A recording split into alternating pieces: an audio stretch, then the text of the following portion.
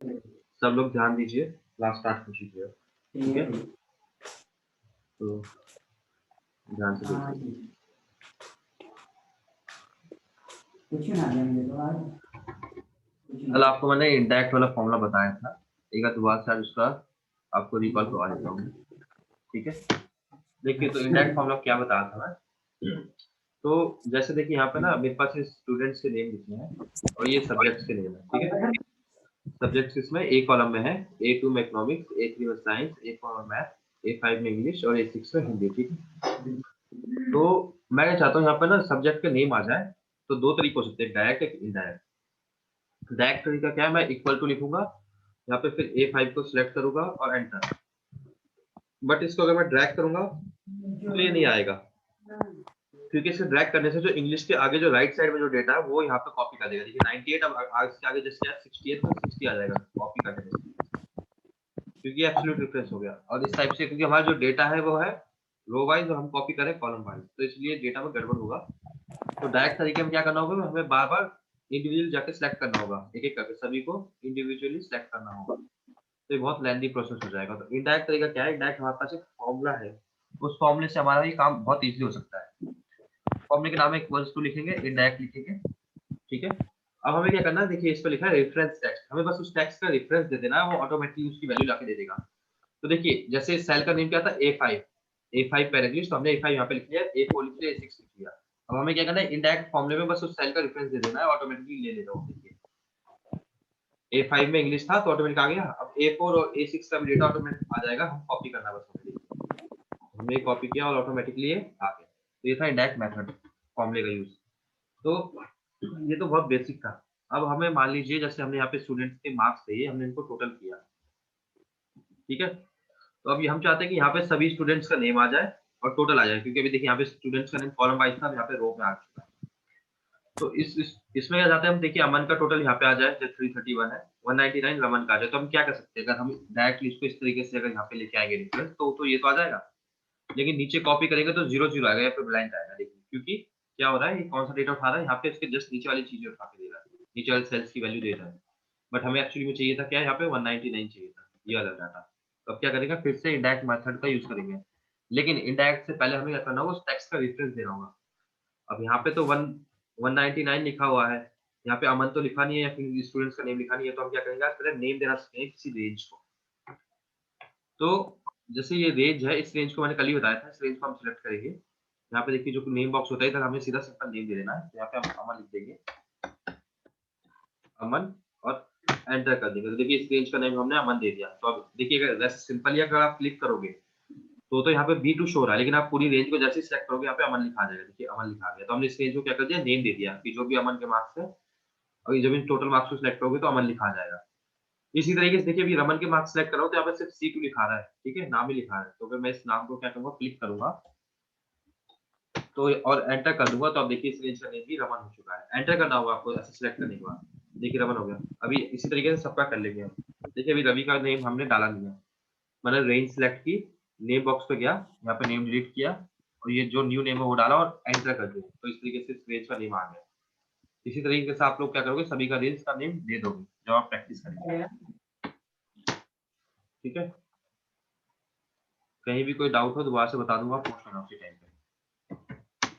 जी, तो इस तरीके से देखिए मैंने सभी को क्या कर दिया, नेम दे दिया। तो अब जो है इन टैक्स का रेफरेंस आ चुका है हमारे पास।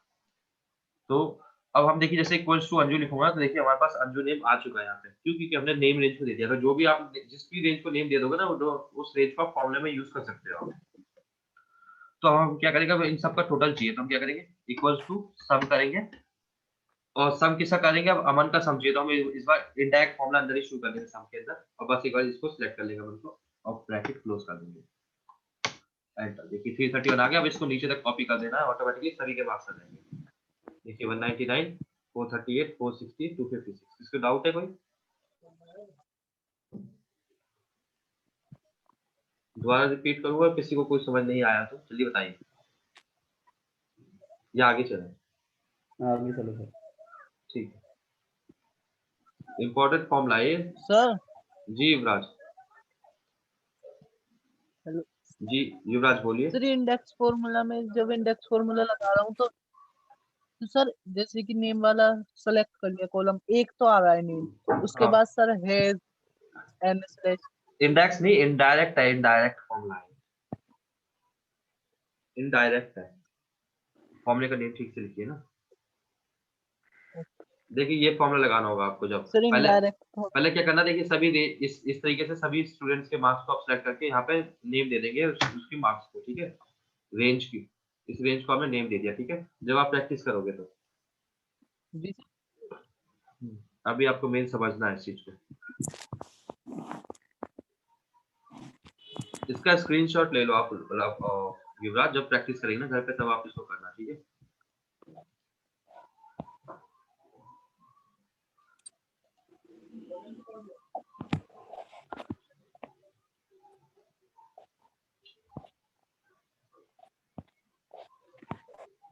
सर।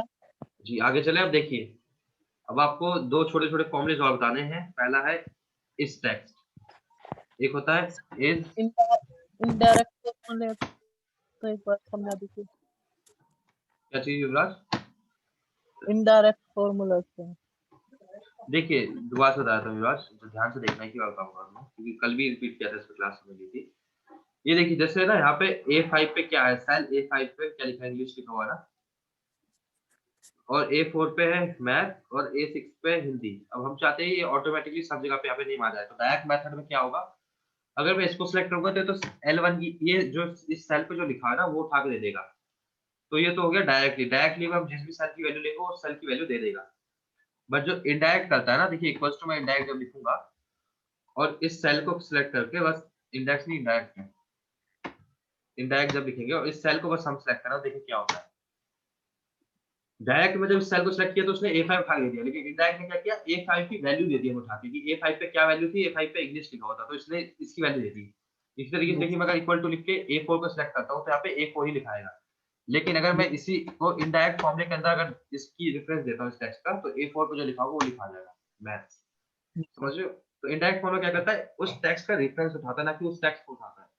वो उस टेक्स्ट पे क्या सेल है वो उठा के देता है, उस सेल की value.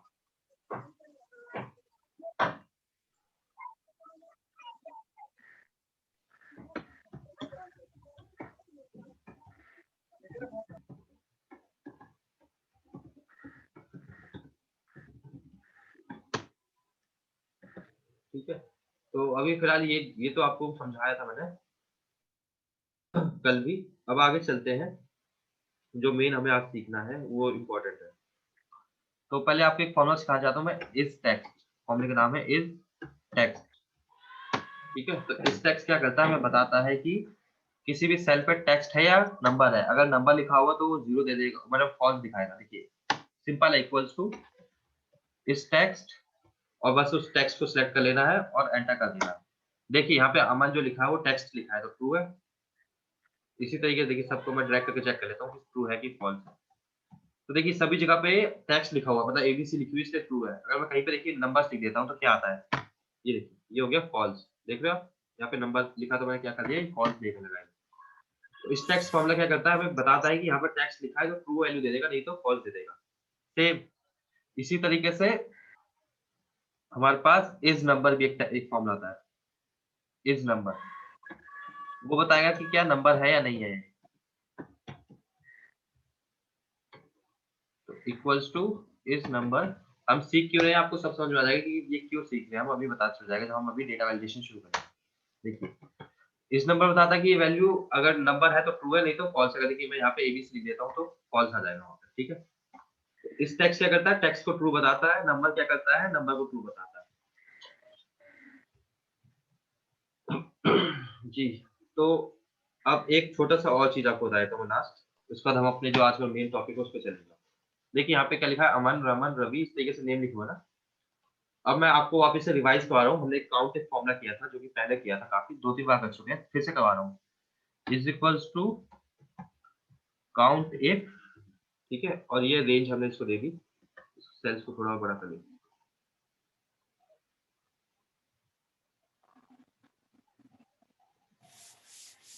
Is equals to count if, ठीक है, रेंज हमने ये दे दी, क्राइटेरिया इसको दे दिया। देखिए तो इसका क्या मतलब हुआ, इसने क्या किया, इस रेंज में अमन को ढूंढा कि अमन कितनी बार लिखा हुआ है। एक बार लिखा है, देखिए यहाँ पे अमन लिख देता हूँ इस जगह पे, तो अमन 2 बार आ गया। अगर मैं और लिख देता हूँ एक और बार, तो अमन 3 बार आ गया। ठीक है, तो काउंटिंग क्या करता है, हमें काउंट करके देता है कि किसी भी रेंज में कितनी बार कोई नेम रिपीट हो रहा है। जी युवराज,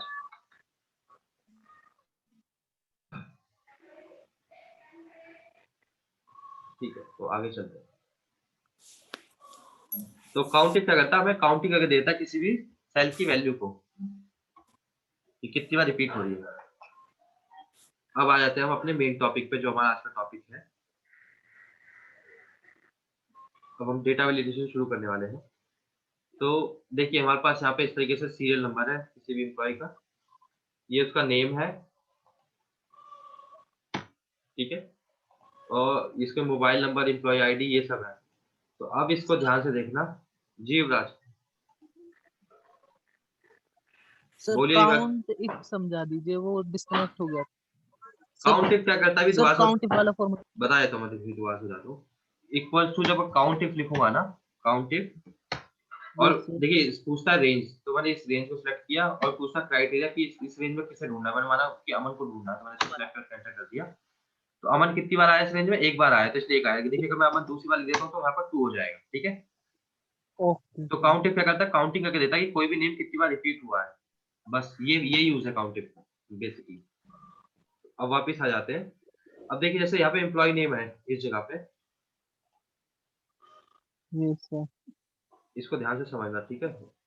यहाँ पे एम्प्लॉय नेम लिख दिया मैंने। अब एम्प्लॉय किसी का भी नाम ये एबीसी से शुरू हुआ, किसी का नाम ऐसे 1 2 3 4 5 से तो शुरू होगा नहीं। ठीक है, तो हम क्या करेंगे इस जगह पे ना, अब एक वैलिडेशन लगाएंगे कि जो भी यहाँ पे नेम टाइप करे वो सिर्फ ऐसे, देखिए इस तरीके से एरर आए अगर नंबर पे कोई टाइप करेगा, लेकिन कोई कुछ भी अगर ऐसे टाइप करेगा टेक्स्ट में, तो टेक्स्ट में टाइप हो जाए लेकिन नंबर में टेक्स्ट टाइप ना हो। तो उसके लिए क्या करेंगे, हम डेटा वैलिडेशन लगाएंगे। तो इस तरीके से पूरे, या तो इसको सिलेक्ट कर लीजिए, या पूरी सिर्फ एक रेंज को सिलेक्ट कर लीजिए। अगर आपको सिर्फ एक रेंज में देना है तो मैं क्या करूंगा, पूरे सेल को सिलेक्ट करूंगा, कॉलम को, सॉरी। और ध्यान से देखिए डेटा टाइप पे जाएंगे, डेटा टाइप पे उसके बाद डेटा वैलिडेशन लिखा है, यहाँ पे जाएंगे, उसके बाद डेटा वैलिडेशन पर क्लिक कर देंगे। यहाँ पे देखिए आपको नॉर्मली एनी रहता है, एनी। ठीक है, जब आप डेटा वैलिडेशन शुरू करेंगे तो इस तरीके से एनी लिखाएगा। आपको कस्टम पे क्लिक करना है और फॉर्मूला टाइप करना है, is equals two is text. इस टेक्स्ट सेलेक्ट करेंगे और उसके बाद आपको किसी भी सेल को सिलेक्ट कर लेना। देखिए पूरा फॉर्मूला मैं दोबारा से आपको लिख कर दिखाता हूँ। इज इक्वल्स टू, आपको ना इधर देखिए टैब, जो जिस तरीके से हम नॉर्मल शीट में फॉर्मूला लगाते हैं ना, तो वहाँ पे ऑटोमेटिक ब्रैकेट ओपन होकर आ जाते हैं। इस जगह पे ब्रैकेट ओपन होगा नहीं, आपको फॉर्मूला याद होना चाहिए दिमाग में अच्छे से। इस टेक्स्ट, मैंने इसको सिलेक्ट किया और चेक किया कि अगर ये टेक्स्ट, अगर ये ट्रू है, अगर यहाँ पे सिर्फ टेक्स्ट है तो आगे बढ़ेगा, नहीं तो नहीं बढ़ेगा। उसके बाद यहाँ पे देखिए एरर अलर्ट पे यहाँ पे क्या करना है, स्टॉप लिख देना है। वार्निंग लिखोगे तो यहाँ पे सिर्फ वार्निंग देगा, हमें स्टॉप करना है। स्टॉप लिखा, यहाँ पे आपको जो देखिए टाइटल पे कोई भी मैसेज दे सकते हो कि गलत टाइप कर रहे हो।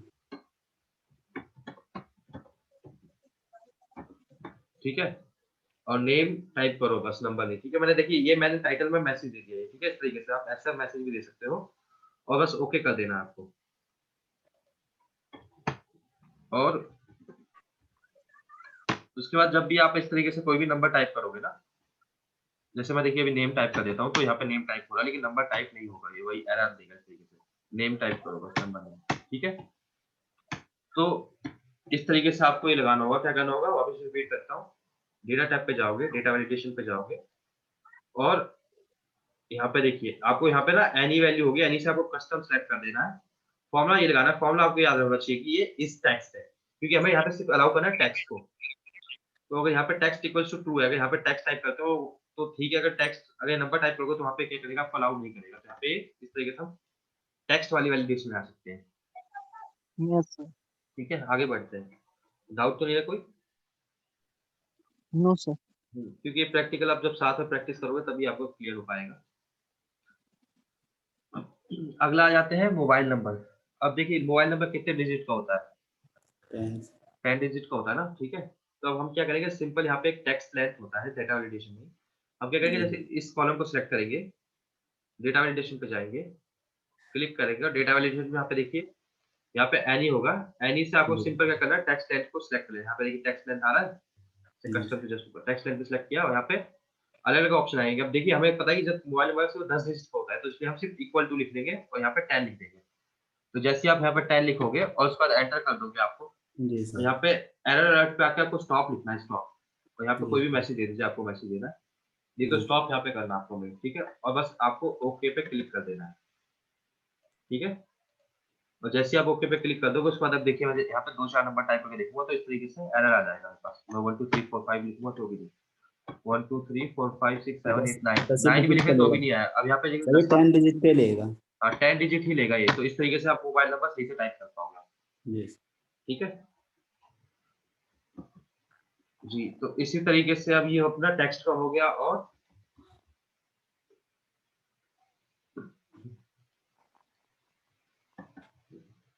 अब यहाँ पे आ जाते हैं हम एम्प्लॉय आईडी पे, या इसका क्या कर लेते हैं employee ID number. ID number मतलब कि किसी का मान लीजिए आधार कार्ड ही मान लीजिए, वोटर आईडी कार्ड या फिर आधार कार्ड नंबर डाल दें वहाँ, ठीक है। अब किस देखिए एक एम्प्लॉय का एक ही आधार हो सकता है, किसी के मतलब जैसे आप हो और आपको कोई फ्रेंड है, दोनों के सेम आधार तो नहीं होंगे ना, आपके आइडेंटी कार्ड अलग होगा, दूसरे का अलग होगा। तो अब यहाँ पे हम क्या करेंगे, यहाँ पे डेटा वैलिडेशन लगाएंगे कि कोई एक आधार नंबर किसी अगर टाइप कर दिया तो कोई सेम आधार नंबर ना टाइप कर सके। देखिए जैसे 1 2 3 4 5 6 7 8 9 है ना, अब मैं दोबारा से 1 2 3 टाइप करूंगा तो नहीं आएगा, एरर आएगा। अगर मैं 4 भी टाइप करूंगा नहीं आएगा, इस तरीके से, क्योंकि ऑलरेडी रिपीट हो चुका है वो, समझ रहे हो। मैं 126 टाइप किया तो हो गया, लेकिन 125 टाइप करूंगा तो नहीं आएगा, एरर आएगा। तो क्या है डुप्लीकेट नहीं अलाउ करेगा। डुप्लीकेट क्यों अलाउ करेगा, यहाँ पे मैंने क्या यूज किया, मैंने काउंट इफ का यूज किया जो मैंने अभी आपको पीछे बताया था ना। यहाँ पे देखिए इसको कॉलम को सिलेक्ट करना है, डेटा वैलिडेशन पे जाना है, क्लिक करना है। यहाँ पे फिर से एनी होगा। जब भी आपको फॉर्मूला टाइप करना है तनुज और बाकी सब, देखिए जब फॉर्मूला टाइप करना है तो आपको हमेशा कस्टम सेलेक्ट करना होगा, कस्टम जी कस्टम सर। पे ही आप फॉर्मूला टाइप कर पाओगे।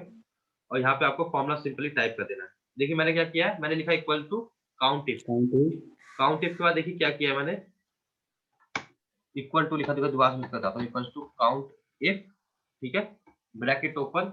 काउंट इफ में क्या है, देखिए सबसे पहले तो रेंज लेते हैं, तो मैंने रेंज ये वाली ले ली, मैंने पूरे कॉलम को सिलेक्ट कर दिया, कॉमा, तो ये होता है रेंज। उसके बाद पूछा क्राइटेरिया, क्राइटेरिया मैंने दे दिया D1 दे दिया, ठीक है मान लीजिए, ओके। जी सर। और बस मैंने ये लिख दिया ब्रैकेट क्लोज, काउंटिंग का फॉर्मूला कंप्लीट हो जाएगा। मैंने इसको मुझे इक्वल टू 1 होना चाहिए कि काउंटिंग अगर 1 है तो अलाउ करेगा, अगर 2 हो जाएगा तो अलाउ नहीं करेगा, ठीक है।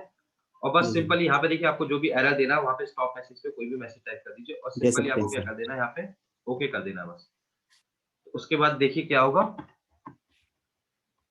1 2 6 नहीं टाइप हो सकता क्योंकि ऑलरेडी टाइप्ड है वो, मैं 25 भी नहीं कर सकता यहाँ पे,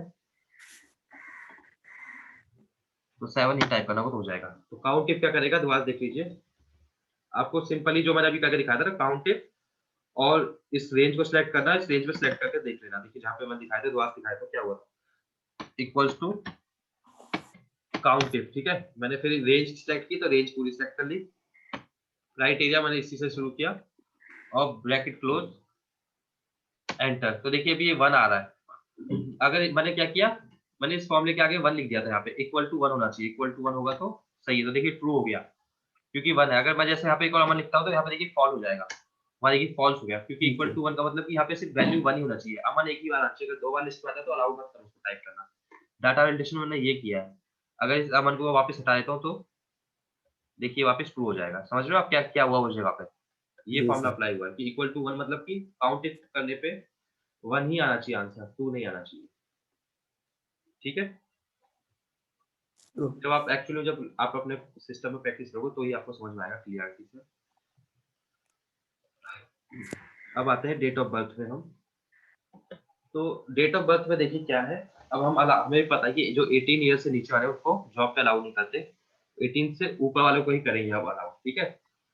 तो अभी 2021 पे हैं हम, 2021 है ना, तो 2021 में से अगर 18 साल माइनस कर दिया तो कितने लास्ट 2003 तक हम अलाउ कर सकते हैं लोगों को ज्वाइन करवाना, है ना। तो अब देखिए अब डेटा वैलिडेशन फिर से लगाएंगे, इस पूरे कॉलम को सिलेक्ट करेंगे, इस बार डेट वाली रेंज को ले लेंगे। डेटा वैलिडेशन पे गए, या देखिए जैसे अभी एनी वैल्यू थी ना, इस बार हम डेट ले लेंगे, डेट का वैलिडेशन आ, क्योंकि डेट ऑफ बर्थ तो डेट ही होती है ना हमारी, तो डेट वाले को सिलेक्ट किया हमने। बस अब हमें क्या करना है, यहाँ पे जो डेट कौन सी डेट रखनी है, हमें बिटवीन रखनी है डेट की। स्टार्टिंग तो कितनी भी हो सकती है, 1950 1960 जो भी आपको डेट देंगे, चाहे 1970 दे दीजिए, कितना भी दे दीजिए, आप आपके ऑर्गेनाइजेशन में डिपेंड करता है कि आप लास्ट कितनी एज तक के एम्प्लॉय को रखना चाहते हैं। जैसे 1960 रख लिया और एंड के 2003 से 2004 नहीं हो सकता, 4 हो जाएगा तो 17 साल का हो जाएगा वो। हमें चाहिए 18 तक के, 2003 हमें रखना पड़ेगा एंड डेट की, लास्ट जो डेट ऑफ बर्थ है 2003 तक की हो सकती है, उससे पीछे कितने भी एज हो हम अलाउ कर देंगे उसको एंटर करना, बस। उसके बाद यहाँ पे आपका स्टॉप होना चाहिए, नहीं तो अगर स्टॉप की अगर वार्निंग रख दोगे ना तो वो टाइप करने के लिए अलाउ कर देगा, आपको स्टॉप रखना है यहाँ पे, ठीक है। और बस आपको एंटर कर देना, तो देखिए इस तरीके से बस आपकी डेट हो जाएगी। देखिए 2004 डाल रहा हूँ तो मैं अलाउ नहीं कर रहा है, क्योंकि ये 18 से कम हो जाएगा। अब मैं 2000 इसकी जगह कुछ और डालता हूँ, 2002 का देता हूँ, तो देखिए ले लेगा ये इस तरीके से। तो डेट में क्या करना है दोबारा बताता हूँ, डेटा वैलिडेशन पे जाना है, डेटा वैलिडेशन। यहाँ पे देखिए एनी वैल्यू थी, एनी वैल्यू से आपको डेट सेलेक्ट कर लेनी है। डेट पे उसका वो भी बिटवीन कर सकते हो आप, अगर इक्वल टू करना तो इक्वल टू भी कर दो कि इक्वल टू इतनी होनी चाहिए, लेकिन हमारे पास बिटवीन है कि काफी एम्प्लॉय अलग अलग एज के होते हैं ना, सेम एज के तो कोई हो नहीं सकता ना, इसलिए बिटवीन रखा हमने कि किसी की 10, किसी की 20 हो सकती है, किसी की 40 हो सकती है एज, तो इसलिए बिटवीन रखा हुआ है। और हमने अपने हिसाब से ये डेट को रेंज को दे देना है, जो भी आपका ऑफिशियल होगा। देखिए यहाँ पे हम क्या कर रहे हैं, आपको बस मैं फंक्शन का यूज करना सिखा रहा हूँ कि आप इस तरीके से डेट का वैलिडेशन लगा सकते हो। और जो एक्चुअल वैलिडेशन होगा तो जो आप एक्चुअली वर्क करोगे तो उस जगह पे डिपेंड करता है कि क्या वैलिडेशन आप लगा सकते हैं, ठीक है। तो ये हो गया अपना डेट का वैलिडेशन। और अगर अब लाते हैं शिफ्ट का वैलिडेशन, जैसे अभी हमने डेट का वैलिडेशन लगाया ना, वैसे हम टाइम का भी ला सकते हैं कि किसी भी एम्प्लॉय का टाइम जो है 9 बजे से 6 बजे के बीच में अलाउड होगा। अगर कोई 8 बजे डालता है या कोई 7 बजे डालता है शाम को, तो वो अलाउड नहीं करेंगे। तो फिर से सिलेक्ट करेंगे, डेटा वैलिडेशन पे जाएंगे, जैसे डेट था टाइम सेलेक्ट कर लेंगे बस। देखिए एनी वैल्यू होगा, आपको यहाँ पे टाइम सेलेक्ट कर लेना है। टाइम का भी बस बिटवीन डाल देना आपको कि बिटवीन कितना 9 AM टू 6 PM, आप इस तरीके से डाटा में टाइम ऐड कर देंगे इसमें। और उसके बाद सिंपली क्या करना है, आपको यहाँ पे स्टॉप डालना है, स्टॉप वाले वार्निंग मत डालिएगा, स्टॉप डाल लीजिएगा और बस आपको सीधा ओके कर देना है। तो देखिए अब मैं जैसे यहाँ पे 7 बजे डालता हूँ, तो 7 बजे अलाउ नहीं कर रहा है, 5 बजे भी नहीं अलाउ कर रहा है इस तरीके से। तो 5 0 0 PM,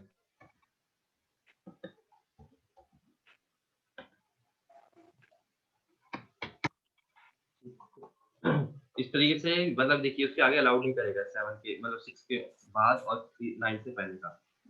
तो टाइम के लिए क्या करेंगे, डेटा वैल्यूशन पे जाएंगे सेम, और इस बार एनी वैल्यू होगा तो एनी वैल्यू से आपको टाइम सेलेक्ट कर लेना है इधर। और बस स्टार्ट टाइम की, आपकी शिफ्ट स्टार्ट कब से होगी और शिफ्ट एंड कब होगी वो वाला टाइम दे देना, बस आपको इधर स्टॉप डाल देना, आपको स्टॉप चाहते हो तो बस एंटर, ठीक है।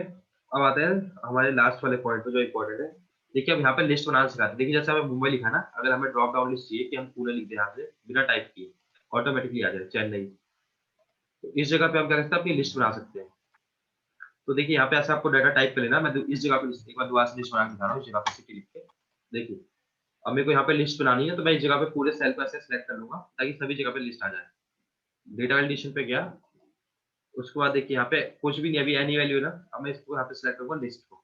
लिस्ट पे भी अब देखिए कुछ है नहीं, मैं यहाँ पे सोर्स पे कह दूंगा इक्वल टू, और अपनी सिटीज के नेम दे दूंगा, हेडिंग मत देना सिटी लिस्ट, यहाँ पे सिर्फ सिटीज के नेम देने आपको। और बस आपको सीधा यहाँ पे स्टॉप लिखा होगा, स्टॉप की जगह वार्निंग डाल दीजिए, क्योंकि आप कुछ हो सकता है नई सिटीज भी ऐड कर दो आप अपने लिए, तो इस तरीके से ऐड कर दीजिए।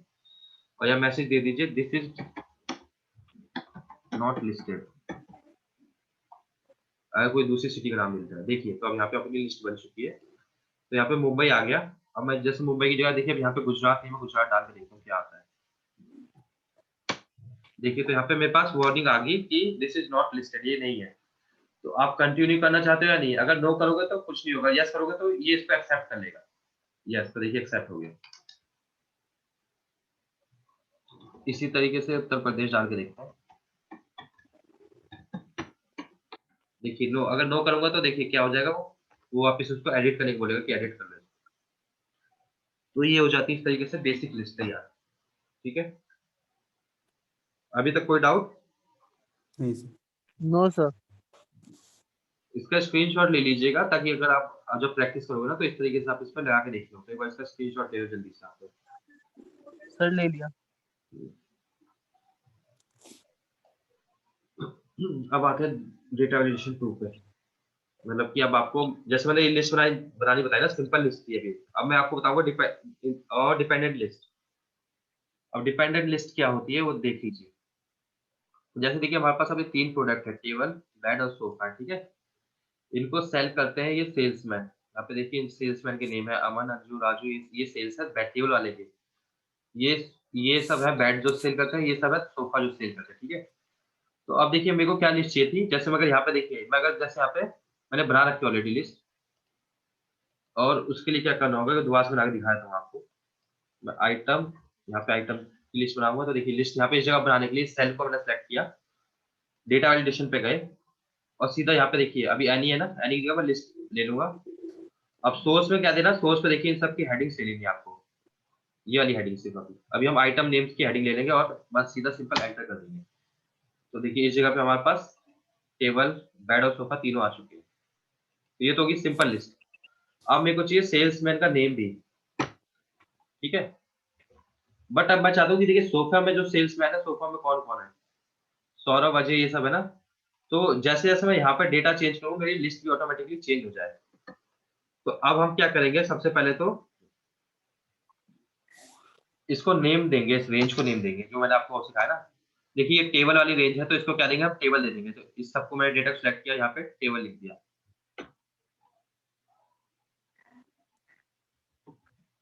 ठीक है? इसको नेम दे देंगे ऐसे टेबल, इस वाले को दे देंगे बेड, और इसको दे देंगे सोफा, ताकि हमारी लिस्ट बन पाए पहले वाली।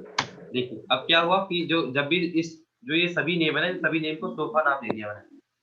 तो अब क्या होगा, अब देखिए मैं क्या करता हूँ, इस जगह पे मेरे को चाहिए डिपेंडेंट लिस्ट की। मैं अगर यहाँ से बेड वाले से चेंज करूँ या टेबल चेंज करूँ, तो टेबल वाले जो एम्प्लॉइज हैं यहाँ पे अमन, राजू, ये तो उन सभी के नेम आए, बाकी ये वाले नेम ना आए। तो इसको कैसे करेंगे, तो हम यहाँ पे सीधा डेटा वैलिडेशन पे जाएंगे।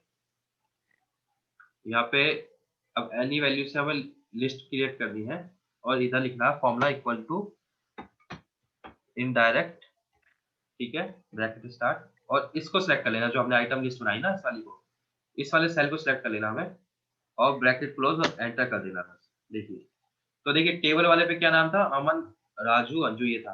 अब मैं देखिए टेबल चेंज करता हूँ, बेड लेके आता हूँ, तो बेड पे देखिए बेड वाले को क्या नाम थे, सौरभ, अजय, सागर, ये सब देखिए, तो चेक कर लीजिए। बेड पे क्या था, सौरभ, अजय, सागर, टेबल पे अमन, अंजू। अब देखिए सोफा पे प्रदीप, पवन है ना। तो अगर मैं सोफा चेंज करता हूँ, तो देखिए सिर्फ एक छोटे से फॉर्मूले से मेरा कंप्लीट पूरा काम हो गया, प्रदीप, पवन, अंजू। तो मैंने क्या किया, दोबारा से फिर से पूरी बना के दिखाता हूँ मैं आपको, इस जगह पे तीसरी बार, एक और बार। देखिए अभी आइटम नेम के लिए मैंने लिस्ट बनाने के लिए क्या किया, डेटा वैलिडेशन पे गया, यहाँ पे लिस्ट सेलेक्ट की, और मैंने क्या किया, यहाँ से सिर्फ इनकी इधर सोर्स पे इक्वल टू लिखा, और इधर से सिर्फ इनकी हेडिंग्स पहले सेलेक्ट करी, सिर्फ हेडिंग, और एंटर कर दिया। तो देखिए यहाँ पे हेडिंग की लिस्ट बन चुकी है टेबल में, ठीक है? अब यहाँ पे मैं चाहता हूँ इस तरीके से डिपेंडेंट लिस्ट बन जाए, तो उसके लिए क्या करेंगे हम, ठीक है? तो अब इस बार क्या करना है, मैंने क्या किया, इस रेंज को पहले नेम दे दिया। तो इस नेम को रेंज दे दिया, टेबल वाले को मैंने देखिए जो टेबल के जो भी एम्प्लॉय थे उन सबका नाम दे दिया मैंने टेबल, बेड वाले के एम्प्लॉय थे उन सबको हेलो बेड दे दिया। तो इस तरीके से आपको नेम यूज करना होगा। जी युवराज बोलिए। सर, कुछ नहीं, वही देख रहा था, अभी डिस्कनेक्ट हो गया था। ठीक है, ठीक है। हाँ तो देखिए इसी तरीके से आपको क्या नेम देना सीखना होगा पहले, जो जिनकी हेडिंग है ना, जो भी आपने हेडिंग इस जगह पे ली है, जो ये वाली जगह पे हेडिंग ली है ना, जो इस जगह पे लिस्ट आई है, उसी लिस्ट का यहाँ पे नेम देना होगा, सेम टू सेम नेम होना चाहिए, नहीं तो आपका नहीं हो पाएगा। समझ रहे हो? और उसके बाद आपको क्या करना है, सीधा आपको डेटा वैलिडेशन पे जाना है। मैंने नेम ऑलरेडी बना रखा है, इसलिए मेरे को टाइम नहीं लगेगा दोबारा से। तो लिस्ट पे क्लिक करना है, इक्वल टू इनडायरेक्ट वाला फॉर्मूला लगाना है, इनडायरेक्ट, और ब्रैकेट स्टार्ट, और उसके बाद बस इस सेल को सिलेक्ट कर लेना जो भी आपका सेल था इधर। मैंने इसको टेबल को सिलेक्ट किया, और ब्रैकेट क्लोज और राइट कर। देखिए तो मेरे ऑटोमेटिकली सभी नेम आ चुके हैं यहाँ पे टेबल के हिसाब से। ये देखिए, तो ये थी डिपेंडेंट लिस्ट बनाना, ये बहुत इंपॉर्टेंट है, बहुत कम लोगों को आती है बनानी है। इसकी आपको प्रैक्टिस करनी होगी। इसका स्क्रीनशॉट ले लीजिए डेटा का, जिसके बेस पे आप बनाओगे टेबल का।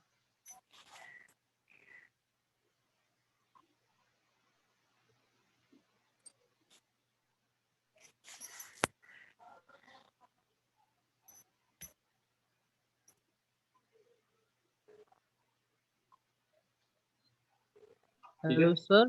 हाँ जी विकास। सर, अगली शीट हाँ में ठीक। और ये देखिए इस तरीके से आप ये भी ले लीजिए कि किस तरीके से आपको बनाना है।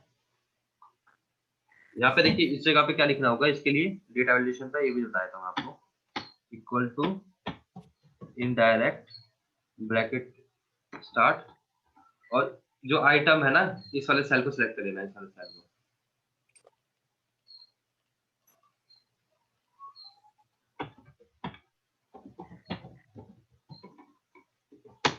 ठीक है, जो आइटम नहीं सेल है जैसे बैड है इसको सिलेक्ट कर लेना।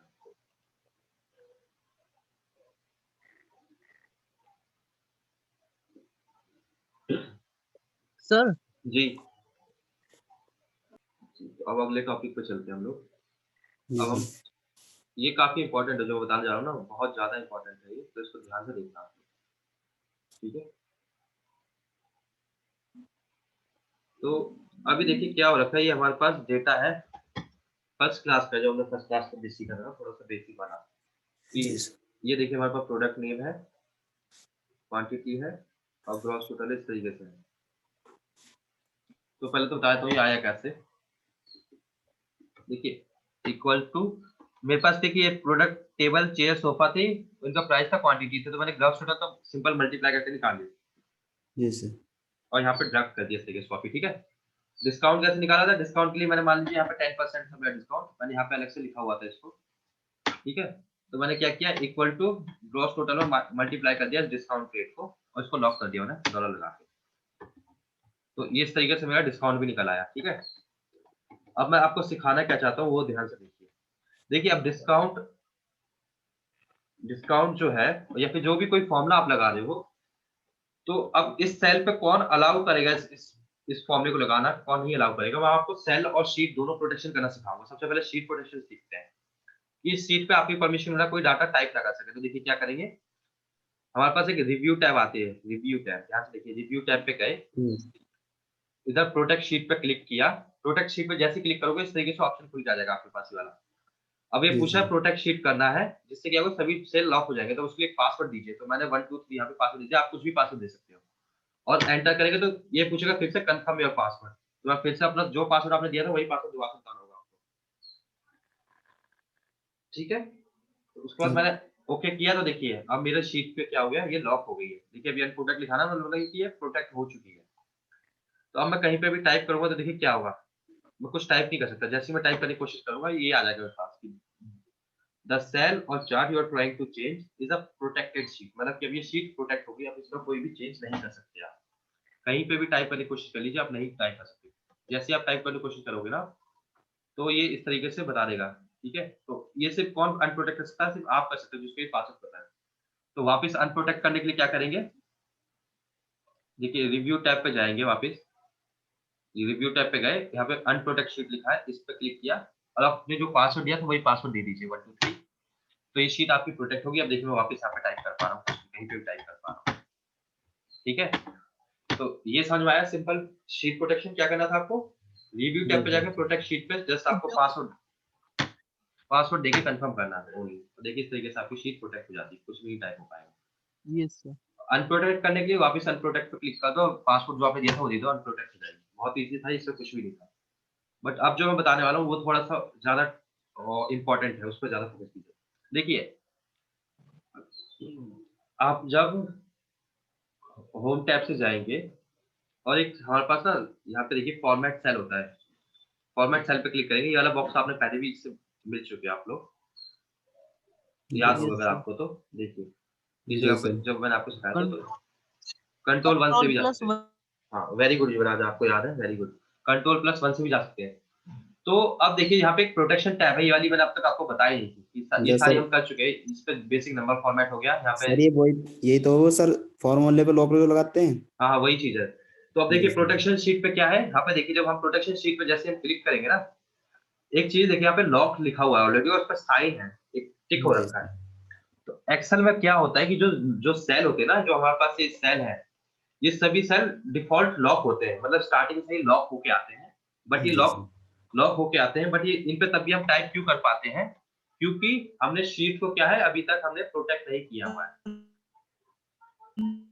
जी, तो जब ये शीट प्रोटेक्टेड हो जाती है ना, तब ये वाला लॉक वाला सिस्टम काम करता है।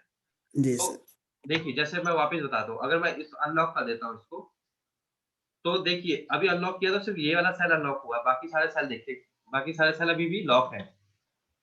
तो अब मैं क्या करने वाला हूँ, आपको बताने वाला हूँ कि कैसे किसी एरिया को आप लॉक और अनलॉक कर सकते हो। तो मैं देखिए अब मैं क्या करने वाला हूँ, मैं इस एरिया को लॉक करने चाहता हूँ कि जो ये वाला एरिया फॉर्मूला जहाँ पे हमने टाइप किया हो ना, इसको मैं रेड से कर देता हूँ कि ये वाला लॉक हो जाए, बाकी सारा अनलॉक रहे। ये जी सर। एरिया को इसको भी रेड कर देता हूँ, ठीक है। मैं चाहता हूँ कि बाकी सारा लॉक रहे, इस पूरे को ही लॉक कर देते हैं।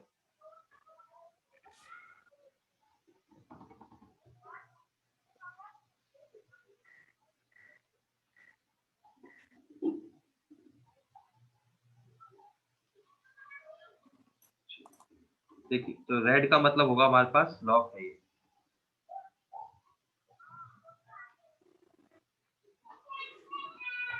ठीक है, तो देखिए जितना रेड आ रहा है ना स्क्रीन पर, अगर आपको सही से शो हो रहा है, जी सर। तो देखिए जो ये रेड है ये इसका मतलब कि अब इसको हम लॉक कर देंगे, और जो व्हाइट है ना ये सिर्फ हमारा अनलॉक रहने वाला है।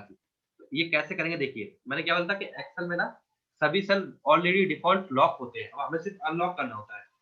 तो जिस भी सेल को आप चाहते हो अनलॉक करना, उस पूरे सेल को आपको क्या करना हो, सिलेक्ट करना होगा इस तरीके से। देखिए हमें इस सेल को करना है ना, तो मैं इसको भी कलर देता हूँ, इसको ग्रीन कर देता हूँ ताकि समझ में आ जाए कि ये अनलॉक होने वाला है इन सभी सेल्स को। देखिए तो अब जिन भी सेल्स को आपको अनलॉक करना है उसको पहले सिलेक्ट कर लीजिए। अब वही अपने कंट्रोल 1 से स्टेप पे आ जाइए। देखिए अभी यहाँ पे लॉक हो रखा है ना, लॉक दिख रहा है तनुज, जी सर। इसको अनटिक कर देना है। अनटिक कर दोगे तो देखिए अनलॉक हो जाएगा, और ओके कर देना है। ठीक जी है, सर।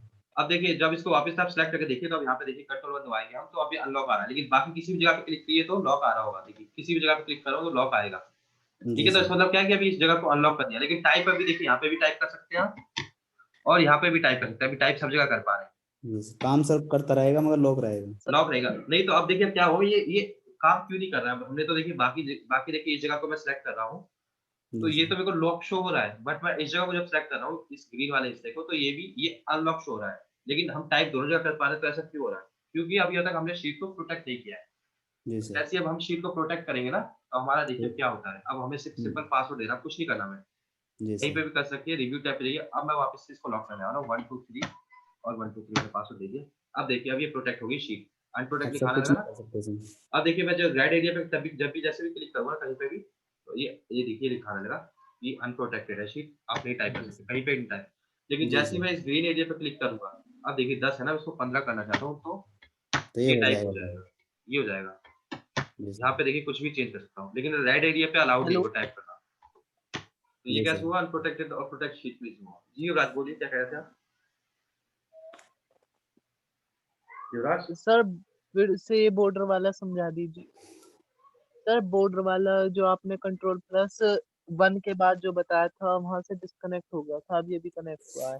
कोई बात नहीं, दोबारा बताते हैं। देखिए देखिए युवराज, तो ये जो रेड रेड है ना पूरा, ये मतलब कि इस पे हमें हमें टाइप करना जी अलाउड सर। नहीं करना है। तो रेड वाला देखिए, हमने जब रेड वाले को सिलेक्ट किया कंट्रोल 1 से, तो ये अभी ये लॉक है। ठीक है, तो लॉक का मतलब कि इसको लॉक ही रहने देना है, इसको हमें कुछ नहीं करना है, क्योंकि हम चाहते हैं इस पर टाइप ना कर सर सके। अब सर ये रेड रेड आया केस ये तो मैंने कलर किया है युवराज, सिंपल कलर किया है यहाँ से। यहाँ पर कैसे? ये देखिए इस तरीके से कलर कर दिया मैंने इसको, समझ रहे हो। ये कलर यूज किया मैंने, रेड आया नहीं है रेड, ये रेड कलर से सर पेंट किया है। पूरी पूरी शीट पूरी ये देख शीट रहे हैं, कैसे सेलेक्ट होगी सर? पूरी शीट नहीं की, देख रहे हैं नीचे तो भी रेड है। Okay sir. मैंने कुछ सेल सेलेक्ट किए, पूरी शीट नहीं की। यस। ठीक है, तो जितना मेरे को जितना स्क्रीन पे शो कर रहा था मैंने उतना किया। देखिए उससे ज्यादा कहाँ है अभी, देखिए बाकी व्हाइट है, यस। सिर्फ आपकी स्क्रीन पे शो करने के लिए किया है। तो जो रेड एरिया देखिए उसको कुछ नहीं करना, जहाँ पे आपको टाइप करने के लिए अलाउ करना है उस एरिया को सिलेक्ट करना है, कंट्रोल 1 दबा के आपको यहाँ पे लॉक था तो अनलॉक कर देना उसको। ठीक है, तो इस तरीके से उसके बाद आपको शीट को प्रोटेक्ट कर देना है। रिव्यू टैब पे जाके 1 2 3 जो भी आपको पासवर्ड डालना चाहते हैं, जी सर। उसका देखिए जब रेड वाले एरिया पे आप ओके क्लिक सर। करोगे तो इस तरीके से आएगा, लेकिन ग्रीन वाले एरिया पे आप कुछ भी टाइप कीजिए तो टाइप कर पाओगे। तो ये होता है सेल प्रोटेक्शन और शीट प्रोटेक्शन। ठीक है, तो अब इसका कलर मैं वापस हटा देता हूँ सबका। तो देखिए कलर सबके हट चुके हैं अभी, सिंपल यस हेडिंग सर। दे देते हैं। ठीक है, तो अब क्या करेंगे, अब देखिए यहाँ पे देखिए इधर मैं सम करने वाला हूँ। देखिए तो यहाँ पे मैंने सम का फॉर्मूला लगाया, ये दिख रहा है आपको इस जगह पे। देखिए जब मैंने सेल पे क्लिक किया तो यहाँ पे सम का फॉर्मूला दिख रहा है आपको, जी सर। ठीक है। अब हम क्या करेंगे, इस फॉर्मूले को ही गायब कर देंगे कि ये फॉर्मूला कोई रीड ही ना कर पाए। तो अब वो कैसे हाइड करेंगे, कर देंगे। देखिए कंट्रोल 1 करेंगे। देखिए जी यहाँ पे सर। लॉक पे क्या लिखा है ना, लॉक पे, हाँ, लॉक के हाइड साथ कर साथ इस देंगे। बार हिडन पे भी क्लिक कर देना है। Hidden progress. हिडन पे जस्ट टिक कर देना, टिक और ओके कर देना आपको, जी ठीक है। सर। और अब क्या करना है, वापस से शीट प्रोटेक्ट करनी है आपको। जब तक शीट प्रोटेक्ट नहीं करोगे आपका कोई भी फंक्शन काम नहीं करेगा ये वाला। जी सर। आपको शीट प्रोटेक्शन होनी चाहिए तभी वर्क करेगा। अब देखिए अब क्या होगा, इस सेल पे क्लिक करो तो यहाँ पे देखिए फॉर्मूला शो हो रहा है आपको, लेकिन जी एडिट सर। तो नहीं कर पाओगे क्योंकि अभी लॉक कर दी सब जगह पे, बट शो हो रहा है इस जगह पे। देखिए यहाँ पे देखिए डी, ये शो पा रहा है D29, जी सर। यहाँ पे इसकी वैल्यू शो, लेकिन जैसे ही मैं इस सेल पे क्लिक करूंगा ना तो ये देखिए शो नहीं होगा।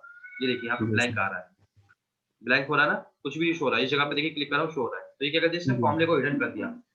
तो आप अगर अपना फॉर्मूला छुपाना चाहते हैं, कोई आपका फॉर्मूला ना शो कर सके, देख ना सके, तो आप इसका भी यूज कर सकते हैं, ठीक जी है। सर। तो वापस अनप्रोटेक्ट कर रहा हूँ मैं इसको, जी। तो देखिए अब वापस शो होने लगा है। अब लास्ट एक छोटी सी और चीज बता रहा हूँ, फिर ये वाला अपना कंप्लीट हो जाएगा। अब देखिए जैसे मैं इनको सिलेक्ट कर रहा हूँ ना, देखिए तनुज ये देखिए ग्रीन ग्रीन बॉक्स बना रहा है एक सेल्स पे। जी जी सर। तो जब मैं सिलेक्ट, इससे पता चल जाएगा कि हमने इसको सिलेक्ट किया हुआ है। अब हम लॉक करेंगे ना तो हम कहेंगे कि ये लॉक वाले सेल का सिलेक्ट ही ना कर सके, ये लॉक वाले सेल को सिलेक्शन ही मना कर देंगे हम, समझ रहे हो आप। तो जी इनको सर। तो देखिए अभी अनलॉक कर रखा है हमने, बाकी सबको अब लॉक करने जा रहा हूँ फिर से, जितना भी अपना रेड एरिया होगा। रेड एरिया इधर पूरा दिखाने की जरूरत नहीं है आप लोगों को।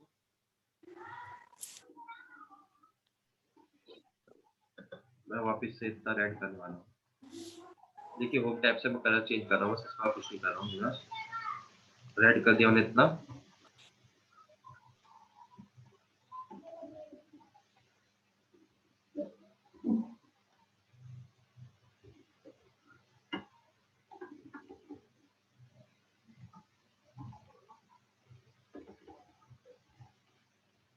ठीक है, तो अब देखिए अब क्या करने वाला हूँ मैं।